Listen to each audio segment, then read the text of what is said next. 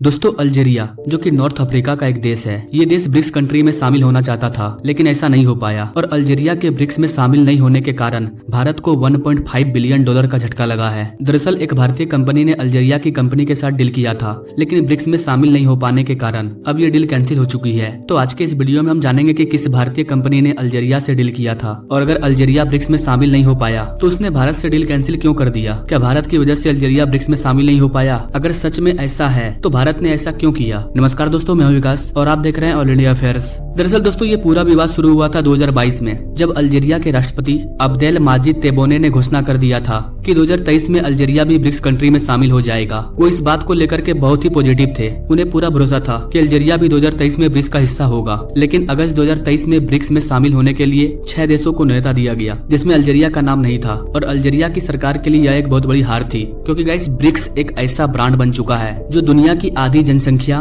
और दुनिया के आधे इकोनॉमी को कंट्रीब्यूट करता है। और चूंकि उन्होंने अपने देशवासियों को विश्वास दिलाया था कि वो 2023 में ब्रिक्स के सदस्य होंगे, अल्जीरिया की सरकार को सबसे ज्यादा दुख इस बात का हुआ कि इथियोपिया जैसे गरीब अफ्रीकी देश ब्रिक्स में शामिल हो गया और माना जा रहा है कि यहीं से रिलेशन खराब होने शुरू हो गए। मीडिया रिपोर्ट के अकॉर्डिंग भारत नहीं चाहता था कि बहुत से देश ब्रिक्स में शामिल हो जाएं, क्योंकि ऐसा करने से ब्रिक्स में चाइना की हिस्सेदारी बढ़ जाएगी। जितने भी देश ब्रिक्स में शामिल हो रहे थे उनमें से ज्यादातर चाइना को सपोर्ट करते थे, इसलिए मीडिया में ये बात फैल गई कि नाइजर में भी तख्ता पलट हुआ है। इसलिए फ्रांस के कहने पर भारत ने अल्जीरिया को ब्रिक्स में शामिल होने से रोक दिया और इस तरह से अल्जीरिया को यकीन हो गया कि भारत ने उसे ब्रिक्स में शामिल होने से रोका है। और यही कारण है कि अल्जीरिया की सरकारी कंपनी सोनाट्रैक ये भारतीय कंपनी L&T के साथ डील करने वाली थी। ये कॉन्ट्रैक्ट लगभग फाइनल ही हो गया था लेकिन अल्जीरिया की सरकार को भारत से इतनी नाराजगी हो गई थी कि उन्होंने इस पूरे टेंडर को रद्द कर दिया। इससे भारतीय कंपनी L&T को 1.5 बिलियन डॉलर का नुकसान हुआ है। यानी कि ये जो कॉन्ट्रैक्ट हमारे भारत को मिलने वाला था वो अब जा चुका है। भारत नेचुरल गैस इंपोर्ट करने के लिए अल्जीरिया से बातचीत कर रहा था लेकिन हो सकता है कि अल्जीरिया इसके लिए भी मना कर दे।